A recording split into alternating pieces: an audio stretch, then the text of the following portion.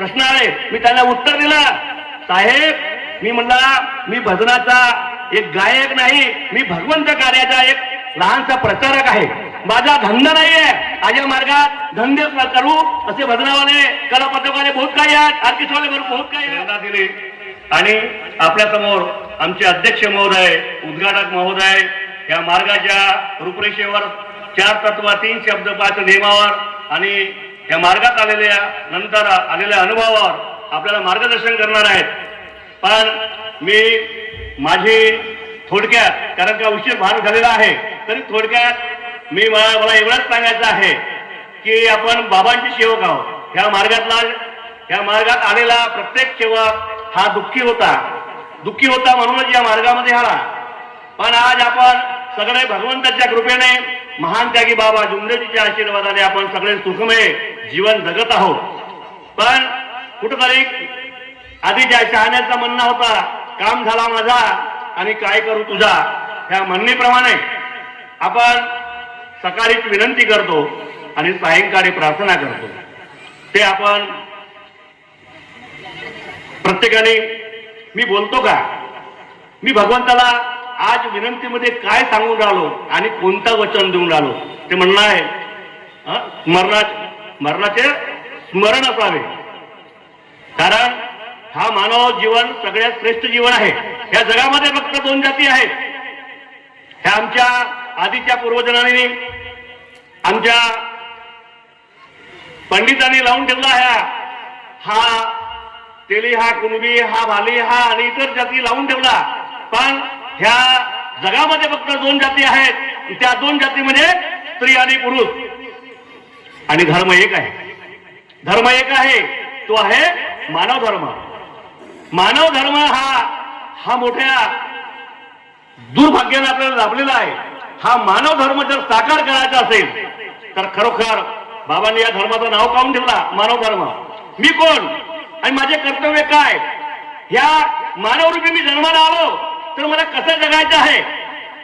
संतांना म्हटलं आहे, मरावे परी कीर्तिरूपी उरावे. आज तुम्हाला मालूम आहे, आपल्या राज्याचे मुख्यमंत्री आदरणीय अजितदादा पवार एका क्षणामध्ये, तो संतांना म्हटला तुकडोजी महाराजांना, कोण दिवस येई कसा कोण जाणतो.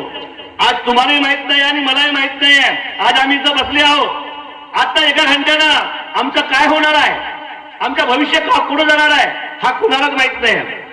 म्हणून माझी विनंती आहे, तुम्ही या मानवरूपी जन्माला आला, सगळे पैशाच्या माग, धनाच्या माग, सगळे धावपाटीमध्ये जीवन जगत आहेत की मी किती श्रीमंत होईल, माझ्याकडे धनसंपदा किती येईल, माझा मुलगा ह्या नोकरीवर लागायला पाहिजे, माझी मुलगी त्या नोकरीवर लागायला पाहिजे, माझ्याकडे धनसंपदा यायला पाहिजे.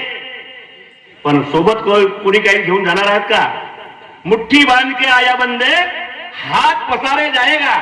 जर तुम्ही या मानव जन्मी जीवनामध्ये जर मानवतेचे कार्य केलं असाल, कुटुंबात, गावात, परिवारात जर मानव धर्माचे, मानवतेचे कार्य केले असाल तर तुमची कीर्ती ही अजरामर राहील. अन्यथा तुमच्या धनासंपत्तीला कोणी विचारणार नाही. तुम्ही किती बंगले, किती गाड्या बांधल्या, किती गाड्या आहेत, किती पैसा आहे, हा कोणी विचारणार नाही. आज आमच्या स्त्रिया आहेत, संतांना म्हटलं आहे आमच्या काय गायकानी, जगामध्ये परमेश्वर नाही, स्त्रियांच्या जातीला आणि सेवा करा आपल्या पतीची, पूजू नका दगडाला. ह्या दगडात देव नाही, म्हणे नाही भाव म्हणे देवा मला पाव, देव बाजारचा भाजीपाला नाही रे, देव अशाने मिळायचं नाही, भेटायचं नाही रे. सगळ्यांनी म्हटलं आहे तुझा देव तुझ्यापाशी, परिका मार्ग नाही चुकलाशी. भगवंत सदैव 24 तास आपल्या हृदयामध्ये विराजमान आहे. त्याला फक्त शोधण्याची गरज आहे, या फोटोमध्ये नाही आहे. जर तुमची श्रद्धा आहे तर फोटोमध्ये आहे, कणामध्ये हा परमेश्वर वास करत आहे. पण त्याला शोधण्याची गरज आहे, त्यासाठी वागण्याची गरज आहे. तुकडोजी महाराजने म्हटलं एका वचनामध्ये, माणूस द्या मज माणूस द्या, ही भीक मागता प्रभू दिसला. भगवंताला सुद्धा या माणसाची गरज आहे. ज्याप्रमाणे माणसाला भगवंताची गरज आहे, त्याचप्रमाणे भगवंताला सुद्धा माणसाची गरज आहे. हा भूलू नका की आम्ही ह्या मार्गात आल्यावर सकाळी विनंती करतो, सायंकाळी प्रार्थना करतो आणि बाबाला दिलेले शब्द विसरून जातो आणि दिवसभर आम्ही ह्या मानवरूपी जीवन जगताना किती लोकांसोबत खोटे काम करतो, किती लोकांसोबत खोटे बोलतो, किती व्यवहार खोटा करतो, हा तुम्ही आम्ही समजू शकतो. पण तुमच्या सगळ्यांच्या आमच्या सगळ्यांच्या लेखाजोखा त्या भगवंताजवळ असतो. त्याला सगळं काय दिसून राहिला. हा सेवक आहे, हा मार्गात आला, पण हा कसा काय वागून राहिला. आमचे ज्येष्ठ मार्गदर्शक या विषयावर बोलणार आहात. फक्त मला थोडक्यात एका विषयावर बोलायचं आहे. आई आणि मुलगी, बाप आणि मुलगा याचे नाते काय आहे. हे नाते याचा कर्तव्य सगळ्याला कळणे महत्वाचे आहे. स्त्री आणि पुरुष, पती आणि पत्नी यांचा नाता काय आहे. स्त्रीने पतीसोबत कसा वागायला पाहिजे आणि पतीने पत्नीसोबत कसा वागायला पाहिजे, ही काळाची गरज आहे.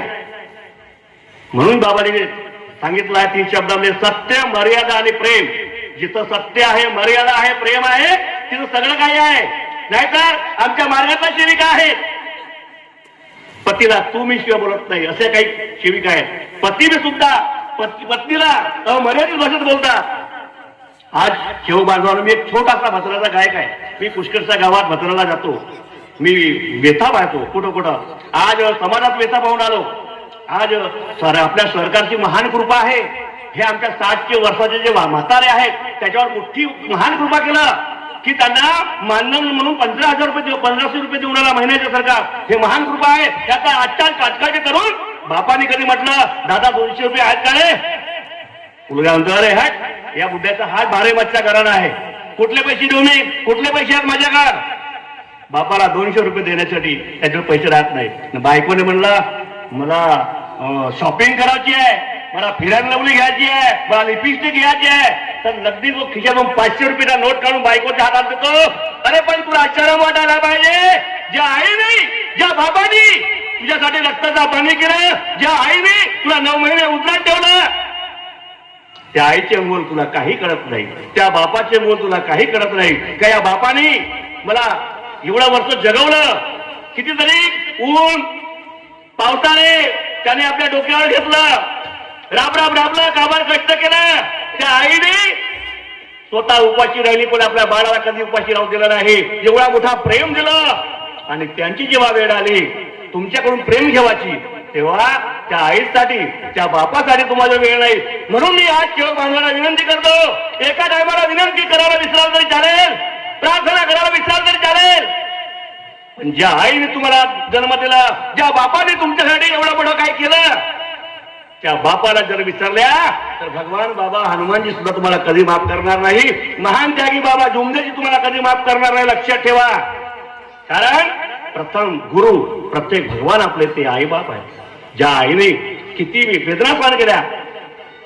आजकालच्या सुना, आजकालचे काही सासूला असे आहेत, सुनाने आहे सासूला आईचं प्रेम द्यायला पाहिजे आणि सासूने सुद्धा सुनाला मुलीचा प्रेम द्यायला पाहिजे.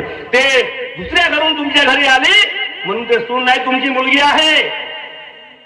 ज्याप्रमाणे तुम्ही माहेरी आपल्या आईवर प्रेम करता त्याचप्रमाणे सासूवर प्रेम केल्या तर हा नाता खरोखर हा नाता एक पवित्र नाता गणल्या गेल्याशिवाय राहणार नाही. म्हणून मी विनंती करेन सेवक बांधवांना, सेवक भगिनींना, सेवकात भांडण करण्यापेक्षा बोलावं गेला भरपूर आहे. मला भरपूर अनुभव आलेले आहेत. मी भजनाचे गायक आहे, मला फोन येतात भरपूर गावातून. आधी विचारतात काही मार्गदर्शक, भाऊ तुम्ही कुठले सेवक आहात. मी म्हणतो बाबाचा सेवक. अरे नाही, तुम्ही कोण्या मंडळासोबत जुळले आहात. मी म्हटलं मी सगळ्याच मंडळासोबत जुळलो आहो. नाही म्हणे, तुम्हाला जर भजन आमच्या आधी करायचे असतील तर तुम्ही नागपूर मंडळाचे सेवक असायला पाहिजे, तुम्ही तुमच्या मार्गदर्शक नागपूर मंडळाचे असायला पाहिजे. मी 2-4 आम्हाला हे आयाच वर्षी आले, प्रश्न आले, मी त्यांना उत्तर दिलं, साहेब मी म्हणला मी भजनाचा एक गायक नाही, मी भगवंत कार्याचा एक लहानसा प्रचारक आहे. माझा धंदा नाहीये. माझ्या मार्गात धंदे करू असे भजनावाले, कलापथकवाले बहुत काही आहेत, आर्टिस्टवाले बहुत काही आहेत. पण मी म्हटलं मी ह्या मार्गाचा धंद्यावाला नाही, मी भगवंताचा एक सेवक आहे आणि मी माझ्या मुखातून परमेश्वरी कार्याच्या प्रचाराने प्रसार करतो. मला नागपूर मंडळ, मी नागपूर मंडळात तेवढाच आदर करतो, तेवढाच मोहाडी मंडळाचा आदर करतो, तेवढाच मी टिमकीचा आदर करतो. पण प्रथम माझ्यासाठी माझी फोटो नागपूर मंडळाची आहे, पण माझ्यासाठी प्रथम पूजनीय स्थळ आहे तो टिमकी निवासस्थान, जिथून परमेश्वराचं उगमस्थान झालं. परमेश्वराने आम्हाला जेव्हा काही दिलं हे त्याच्या कृपेमुळे झालं. त्या स्थानाला आम्ही कधी विसरणार नाही. तुम्ही भजन करायचे असेल करा, अन्यथा नका करू. माझा पोट नाही आहे आणि मी त्या भजनाच्या वर्षात जीवन जगत नाही. माझ्या भगवंतानं मला बहुत काय दिला आणि देणार आहे. तो त्याची महान कृपा झाली. तो कुठेही तुम्हाला कमी पडू देणार नाही. कारण त्याच्यासाठी तुम्हाला परमेश्वराने बाबांनी दिलेले तत्वशब्दांनी मला जागणे आवश्यक आहे. तेव्हा तुमचा मानव धर्म मानव जीवन साकार होईल. आणि मी बाबांच्या शिवाय म्हणण्याला काहीतरी अर्थ नाही. मी असं नाही म्हणत आपण त्यागी ना, आपण भोगी आहोत. आपण या संसारूपी गाड्यामध्ये अडकलेले प्राणी आहोत. आपण कुठेतरी व्यवहारामध्ये उचलीत थोडा खोटाबूट बोलत लागते. पण जाणून बुजून खोटा बोलून, जाणून बुजून खोटा व्यवहार करून, शेवकाची फसवणूक करून, शेवकाची निंदा करून आपण जर वागत असून तुम्हाला सेवक म्हणण्याला काही अर्थ राहणार नाही. असे भरपूर लोक आहेत. शेवकाची चांगली घेतो, राजकारण करतो आणि राजकारणाबाई त्या मार्गाची बदनामी होत चाललेली आहे. अनेक वाले आमच्या मार्गावर ताशेरे ओढत आहेत. त्यांची कारणती आहे, त्यांना आम्हीच चांगला देत आहोत. म्हणून सेवक बांधवानो, राजकारण करा, समाजकारण करा, पण जन उद्धारासाठी, जनसेवेसाठी राजकारण करा. पण एकामेकाची चांगली खेचून आपलं वैयक्तिक स्वार्थ साध्य करू नका. हीच माझी आजच्या प्रसंगी विनंती आहे. पुण्याच्या सगळ्या महिला मंडळांना माझी विनंती आहे. गावागावात कार्यक्रम होतात ऑर्केस्ट्राचे, हंगाम्याचे. त्या हंगाम्यामध्ये आमच्या आया बहिणी 75% उपस्थित राहतात हंगाम्यामध्ये. अरे त्याच हंगामामध्ये आई बसते, त्याच